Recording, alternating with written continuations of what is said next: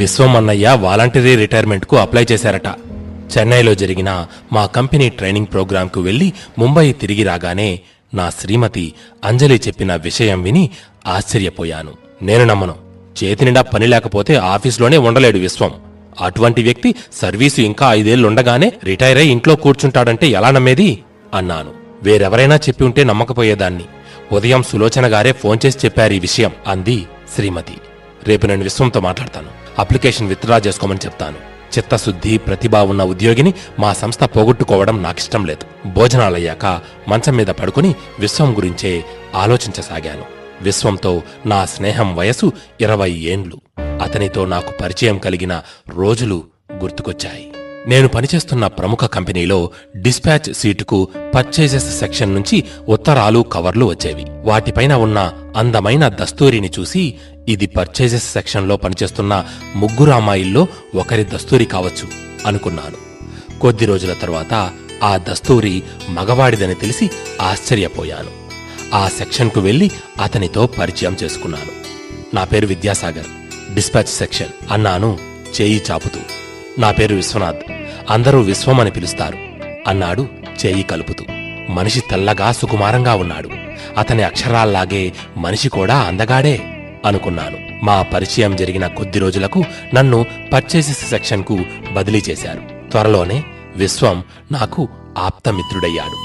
విశ్వం పనితీరును, నడవడికను గమనించాక, అతని మనసును చదివాక అతని నుంచి నేను నేర్చుకోవలసిన విషయాలు చాలా ఉన్నాయనిపించింది. విశ్వం క్రమశిక్షణకు మారుపేరు. అతను ఏ రోజు ఆఫీసుకు లేటుగా రావడం గాని, త్వరగా వెళ్లడం గాని నేను చూడలేదు. కొలీగ్స్తో కబుర్లు చెబుతూ సమయం వృధా చేయడు. అయితే పని చేస్తూనే తన సీటు దగ్గరకు వచ్చిన వాళ్లతో మాట్లాడుతూ, జోక్స్ వేస్తూ నవ్విస్తూ ఉంటాడు.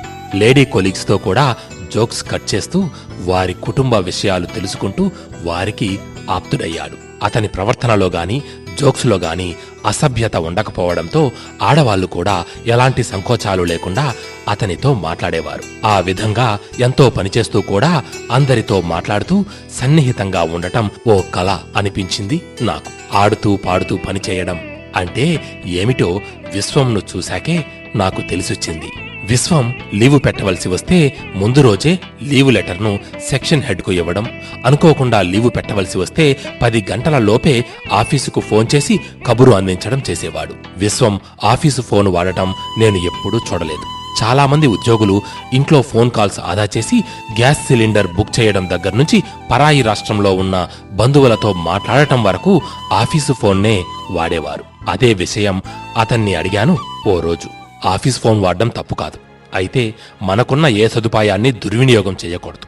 నా భార్య పిల్లల్లో ఎవరికైనా అనారోగ్యం ఉంటే ఇంటికి ఫోన్ చేసి వారి ఆరోగ్య పరిస్థితి తెలుసుకుంటాను. సిటీలో గొడవలు జరిగినప్పుడు వారి క్షేమం గురించి విచారిస్తాను. మనిషికి ఫోనుతో అవసరం ఉంది. అయితే ఆఫీసు ఫోన్ కాబట్టి వీలైనంత వరకు ఆ అవసరాల్ని తగ్గిస్తాను అన్నాడు. విశ్వానికి పెండ్లై 2 పిల్లలున్నారన్న విషయం మొదటిసారి విన్నప్పుడు చాలా ఆశ్చర్యపోయాను. ఎందుకంటే విశ్వం చూడడానికి నాకంటే చిన్నవాడిలా కనిపిస్తాడు. నాకు అప్పటికింకా పెండ్లి కాలేదు. వాళ్ల పాప మొదటి పుట్టినరోజు పార్టీకి విశ్వం కంపెనీలోని దగ్గర స్నేహితుల్ని పిలిచాడు. ఆ రోజు అతని భార్య సులోచనను చూశాను. ఆమె చాలా అందంగా ఉంది. చూడగానే మతిపోగొట్టే అందం కాదు ఆమెది. ఆమె నవ్వుతూ ఎదురొస్తే మనం గౌరవంతో చేతులెత్తి నమస్కారం చేసే అందం ఆమెది. అబ్బాయి వివేక్, అమ్మాయి విహిత ముద్దుగా ముచ్చటగా ఉన్నారు. ఆ పుట్టినరోజు పార్టీకి దాదాపు 100 మంది అతిథులు వచ్చారు. ఓ చిన్న ఫంక్షన్కు అంతమంది రావడం నాకు ఆశ్చర్యం కలిగించింది. అందరూ విశ్వం దంపతులతో ఆప్యాయంగా మాట్లాడటం చూస్తుంటే అంతమంది మనుషుల్ని, వారి మనసుల్ని గెలవడానికి విశ్వం వారి పట్ల ఎంత ప్రేమ, కన్సర్న్ చూపి ఉండాలి అనిపించింది. నోరు మంచిదైతే ఊరు మంచిది అన్న నానుడి ఊరికే రాలేదు అనుకున్నాను. అప్పట్నుంచి విశ్వం ఇంటికి తరచూ వెళ్లసాగాను. విశ్వం ఇంట్లో ఎప్పుడూ బిజీగా ఉండేవాడు. పిల్లలకు పాఠాలు చెబుతూ, భార్యకు ఇంటి పనుల్లో సహాయం చేస్తూ, పుస్తకాలు చదువుకుంటూ కనిపించేవాడు. ఒక్కోసారి పిల్లలకు కథలు చెబుతూ అన్నం తినిపిస్తూ ఉండేవాడు. ఆ దృశ్యం ఎంతో ముచ్చటగా అనిపించేది నాకు. మేల్ ఈగో లేని వ్యక్తి విశ్వం అనుకునేవాణ్ణి.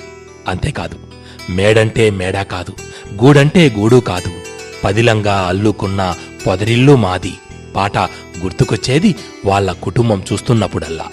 పెండ్లయ్యాక నేనెలా ఉండాలో విశ్వం నుంచి నేర్చుకున్నాను. సెలవు రోజుల సాయంత్రాలు నేను విశ్వం వాకింగ్కు వెళ్లేవాళ్లం. దారిలో ఎన్నో విషయాలు మాట్లాడుకునేవాళ్లం. విశ్వం బంధువులందరూ ఒకే ఏరియాలో అతని ఇంటికి దగ్గరలో ఉండేవాళ్లు. మేము వాకింగ్కి వెళుతూ ఒక్కోసారి అతని బంధువుల ఇండ్లకు వెళ్లేవాళ్లం. విశ్వంను చూడగానే అతని చిన్నాన్నలు, మేనమామలు లేచి నిలబడేవారు. విశ్వం కంటే వయసులో ఎంతో పెద్దవాళ్లైనా వారు అలా లేచి నిలబడటం చూసి ఆశ్చర్యపోయేవాణ్ణి. అయితే అందుకు కారణం ఆ తరువాత వారి మాటల ద్వారానే నాకు తెలిసింది. విశ్వం తను తన కుటుంబం అంటూ గిరిగీసుకుని కూర్చునేవాడు కాదు. తన బంధువులు, మిత్రులు, ఇరుగు పొరుగు అందరూ బాగుండాలని తపించేవాడు. అతని తమ్ముళ్ళు, బంధువుల పిల్లలు ఉద్యోగాలు తెచ్చుకోవడానికి విశ్వం ఎంతో సహాయం, ప్రోత్సాహం, స్ఫూర్తి అందజేశాడు. అలాగే తన బంధువుల సర్కిల్లోని ఆడపిల్లల పెండ్లిళ్ల కోసం ఎన్నో ప్రయత్నాలు చేశాడు. తాను పూనుకొని కొన్ని పెండ్లిళ్లు జరిపించాడు. అందుకే బంధువులకు అతనంటే అంత గౌరవం. ఆ గౌరవంతోనే వాళ్ళు విశ్వంను చూడగానే లేచి నిలబడుతున్నారని నాకు అర్థమైంది. అంత చిన్న వయసులోనే అతను అవన్నీ చేయగలగడం నాకు ఆశ్చర్యంతో పాటు ఆనందాన్ని కలిగించింది. విశ్వం చాలా సెన్సిటివ్. అతన్ని ఎవరన్నా ఓ మాట అంటే విపరీతంగా బాధపడేవాడు. అలా అని ఆ మాట అన్నవాళ్లను దూరం చేసుకునేవాడు కాదు. మరుసటి రోజు నుంచి వాళ్లతో మామూలుగా మాట్లాడేవాడు. మనుషులను సంపాదించడం కష్టం, పోగొట్టుకోవడం తేలిక అనేవాడు నాతో. విశ్వం సాయంత్రం 5 గంటల తరువాత ఆఫీసులో ఒక్క క్షణం కూడా ఉండేవాడు కాదు. నాకు అఫీషియల్ లైఫ్ ఎంత ముఖ్యమో పర్సనల్ లైఫ్ కూడా అంతే ముఖ్యం. ఇక్కడిలాగే అక్కడ కూడా నా బాధ్యతలు నెరవేర్చాలి కదా అనేవాడు. సాయంత్రాలు భార్యా పిల్లలను సినిమాలకు, గొల్లకు, బంధుమిత్రుల ఇండ్లకు తీసుకెళ్లేవాడు. అయితే అవసరం పడితే ఆఫీసులో అర్ధరాత్రి వరకు కూర్చొని పనిచేసేవాడు. అటువంటి అవసరం మామూలుగా యాన్యువల్ క్లోజింగ్ అప్పుడే వచ్చేది. విశ్వంకు ఏ పనిచ్చినా చక్కటి ప్లానింగ్తో త్వరగా పూర్తి చేసేవాడు. అందుకే అతన్ని అందరూ పీపీఎఫ్ అని పిలిచేవారు. పీపీఎఫ్ అంటే ప్లానింగ్ ఫాస్ట్ అండ్ పర్ఫెక్ట్ అని అర్థం. ఓ సెలవు రోజు మేమిద్దరం యాన్యువల్ క్లోజింగ్ పనులు చెయ్యడానికి ఆఫీసుకు స్కూటర్పై వెళ్తున్నాం. దారిలో బ్లాక్ జెల్ పెన్స్ కొన్నాడు విశ్వం. ఆఫీసులో పెన్నులు ఫ్రీగా ఇస్తారు కదా, మళ్ళీ డబ్బులు పెట్టి పెన్నులు కొనడం ఎందుకు అని అడిగితే, బ్లాక్ జెల్ పెన్తో యాన్యువల్ క్లోజింగ్ రిటర్న్స్ తయారు చేస్తే జిరాక్స్ కాపీలా బాగా వస్తాయి అన్నాడు. చేస్తున్న వృత్తి పట్ల అతని కమిట్మెంట్కు ఈ సంఘటన ఓ చిన్న ఉదాహరణ మాత్రమే. మా స్నేహానికి 7 ఏండ్ల వయసున్నప్పుడు నా పెళ్లి జరిగింది. నా భార్య అంజలికి విశ్వం కుటుంబం అంటే ఎంతో ఇష్టం. మాకు పిల్లలు కలిగాక నేను విశ్వం ఇంటికి తరచుగా వెళ్లడం తగ్గించాను. ఆఫీసులో పనులయ్యాక ఓ అరగంట కూర్చొని మాట్లాడుకుని తరువాత ఇండ్లకు బయలుదేరేవాళ్లం. మాకు ప్రమోషన్ టెస్ట్ రాయడానికి అర్హత రాగానే నేను సీరియస్గా పరీక్షలకు ప్రిపేర్ కాసాగాను. విశ్వం ప్రమోషన్ పట్ల అంతగా ఆసక్తి చూపకపోవడం నన్ను ఆశ్చర్యపరిచింది. అతనికి పనిలో పరిజ్ఞానం, తెలివితేటలు ఉన్నాయి. అతను చేతులారా భవిష్యత్తును పాడు చేసుకుంటున్నందుకు బాధ కలిగింది. అదే మాట అతనితో అన్నాను. నా సేవలు నా సర్కిల్కు చాలా అవసరం. నేను ఈ ఊళ్ళో లేకుంటే వాళ్ళు ఇబ్బంది పడతారు. పైగా ఆఫీస్ అయ్యాక 5 గంటలకు ఆఫీసు వదలడం సాధ్యం కాదు. జీవితంలో ఉద్యోగం ఓ భాగం మాత్రమే. మనకు ఆనందాన్ని, అనుభూతుల్ని ఇచ్చే విషయాలు ప్రపంచంలో చాలా ఉన్నాయి. వాటిని వదులుకొని కేవలం డెస్క్ వర్క్కే పరిమితం కావడం నాకిష్టం లేదు అన్నాడు. నేను అతని వాదనతో ఏకీభవించలేదు. అలా అని వాదనకో దిగలేదు. వాదన పెరిగితే అది మా స్నేహాన్ని దెబ్బతీస్తుందేమోనని నా భయం. విశ్వం లాంటి మిత్రుణ్ణి నేను పోగొట్టుకోలేను. నాకు ప్రమోషన్ వచ్చింది. ముంబై బ్రాంచ్కి పోస్టింగ్ ఇచ్చారు. ప్రతిభ ఉన్న నా స్నేహితుడు విశ్వం క్లరికల్ క్యాడర్లోనే నిలిచిపోవడం నన్ను నిరాశపరిచింది. ఆ నిరాశ నేను ఆఫీసర్నయ్యానన్న ఆనందాన్ని తగ్గించింది. నేను రిలీవ్ అయి ముంబైకి వెళుతున్నప్పుడు విశ్వం కళ్ళ నీళ్లు పెట్టుకున్నాడు. పార్టింగ్ ఈజ్ పెయిన్ఫుల్ అంటారు, అది ఎంత పెయిన్ఫుల్ అని తెలియదు నాకు అన్నాడు. నేను అతన్ని ఓదార్చడానికి ప్రయత్నించలేదు. ఎందుకంటే అతని అభిమానం నాకు కళ్ళనీళ్లు తెప్పించింది. ముంబై నుంచి అప్పుడప్పుడు విశ్వంతో ఫోన్లో మాట్లాడేవాడిని. 5 ఏండ్ల తరువాత హైదరాబాద్కు వెళ్లాను. విశ్వం ఇంటికి వెళ్లి అతన్ని కలిశాను. మనిషి చాలా తగ్గిపోయాడు. ముఖం పీక్కుపోయి ఉంది. కళ్ళ కింద నల్లటి చారలు. ఏమైంది మీకు? ఎందుకిలా అయిపోయారు అని అడిగాను అదుర్దాగా. ఆఫీసులో పనిభారం పెరిగింది. టెన్షన్లు పెరుగుతున్నాయి.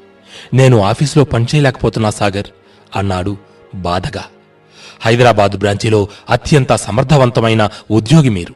మీరే అలా అంటే ఇక బ్రాంచిలో ఎవరు పని చేయగలరు అన్నాను. అందరూ నాలా సెన్సిటివ్ నేచర్తోనే ఉండరు కదా. పని కంటే మారిన వాతావరణమే నన్ను ఇబ్బంది పెడుతోంది. 5 ఏళ్ల క్రితం వరకు ఆఫీసులో అందరం ఒక కుటుంబ సభ్యుల్లా మెలిగేవాళ్లం. కష్టసుఖాలు చెప్పుకునేవాళ్లం.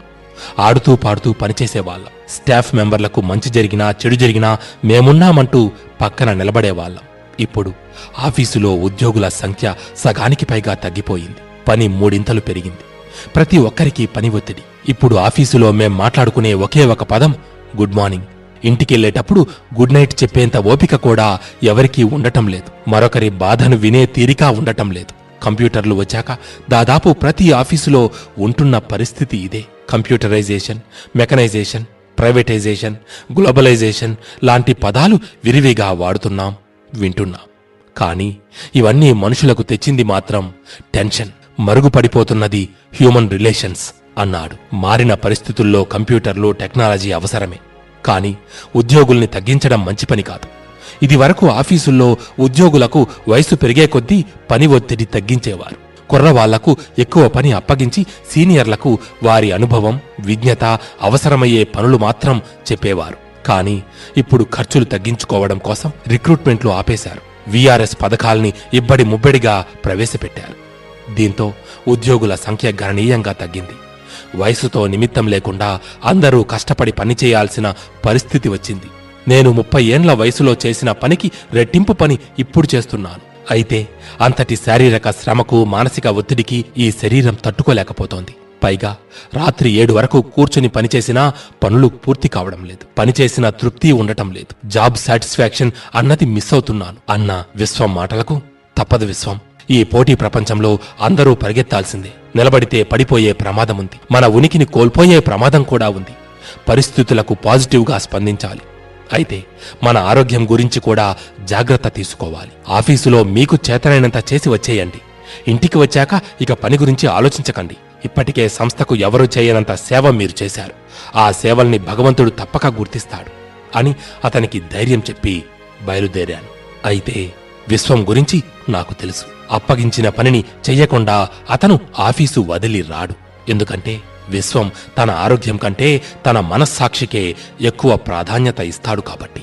ముంబై వచ్చాక కూడా విశ్వం గురించే ఆలోచించసాగాను. పని రాక్షసుడుగా పేరు పొందిన అతను పని గురించి భయపడటం, బాధపడటం నన్ను ఎంతో ఆశ్చర్యపరిచింది. అయితే తరువాత తీరికగా అనలైజ్ చేస్తే విశ్వం సమస్య ఏమిటో నాకర్థమయింది. ఆఫీసులో పని ఒత్తిడి పెరిగిన మాట నిజమే. కానీ అతని అశాంతికి కారణం అదొక్కటే కాదు. ఆఫీసులో మనుషుల మధ్య తగిన సంబంధాలు, పని పూర్తి చేశాక తృప్తి లభించకపోవడం, కుటుంబ సభ్యులతో గడిపే సమయం తగ్గిపోవడం, బంధుమిత్రులకు అందుబాటులో లేకపోవడం అతన్ని ఎక్కువగా బాధిస్తున్న అంశాలు. వీటన్నిటికీ కారణం పని పెరగడం. అందుకనే ఇన్నాళ్లు కష్టపడి చేసిన పనిని అతను ఇప్పుడు ఇష్టపడడం లేదు. అతని సమస్యకు పరిష్కారం నా చేతిలో లేదు. కాబట్టి అతని మీద జాలి చూపడం తప్ప ఇంకేమీ చేయలేకపోయాను. అయితే అతను సంస్థకు చేసిన సేవల్ని భగవంతుడు తప్పక గుర్తిస్తాడన్న నా మాటలు మాత్రం 2 ఏండ్ల తరువాత నిజమయ్యాయి. అతని కొడుకు మంచి కంపెనీలో ఉద్యోగంలో చేరాడు. బీటెక్ 3వ సంవత్సరం చదువుతున్న అతని కూతురు కూడా క్యాంపస్ ఇంటర్వ్యూలో నెగ్గి ఉద్యోగం తెచ్చుకుంది. పిల్లలు చేతికొచ్చారనే ధైర్యంతోనే విశ్వం వాలంటరీ రిటైర్మెంట్ తీసుకోవాలనే నిర్ణయానికి వచ్చాడని నాకు అర్థమైంది. మరుసటి రోజు విశ్వం ఇంటికి ఫోన్ చేశాను. విశ్వం ఇంట్లో లేడు. వివేక్ మాట్లాడాడు. నాన్నగారు 30 ఏండ్లు సంస్థకు తన సేవల్ని అందించారు. సంస్థ కూడా ఇన్నేండ్లు మా బాగోగుల్ని చూసుకుంది. మేమింత వాళ్ళం కావడానికి మా నాన్నగారెంత కారణమో ఆయనకు జీతమిచ్చిన సంస్థ కూడా అంతే కారణం. అయితే నాన్నగారి ఆరోగ్యం మా ప్రయారిటీ ఇప్పుడు. అందుకే వాలంటరీ రిటైర్మెంట్ తీసుకోమన్నాను. మా కోసం అమ్మా నాన్నలు ఎన్నో కష్టాలు పడ్డారు. ఇకపై వారికి ఏ కష్టం లేకుండా నేను చూసుకుంటాను అని వివేక్ అన్న మాటలకు ఎంతో ముచ్చటేసింది నాకు. తల్లిదండ్రుల్ని బాగా చూసుకుంటానని అన్నందుకు మాత్రమే కాదు, తమను ఎన్నాళ్లు పోషించిన సంస్థకు కూడా అతను కృతజ్ఞతలు చెప్పినందుకు. వివేక్కు ఆ సంస్కారం విశ్వం నుంచి వచ్చింది. Like father, like son. విశ్వం రిటైర్ అయ్యే రోజు ఫోన్ చేసి నా శుభాకాంక్షలు తెలిపాను. అతను ఇకపై నా కొలీగ్ కాదు అన్న విషయం మాత్రం నన్ను బాధిస్తూనే ఉంది. 6 నెలల తరువాత హైదరాబాద్ బ్రాంచీకి తనిఖీ చేయడానికి వెళ్ళాను. అక్కడ సీటులో కూర్చొని పనిచేస్తున్న విశ్వంను చూసి ఆశ్చర్యపోయాను.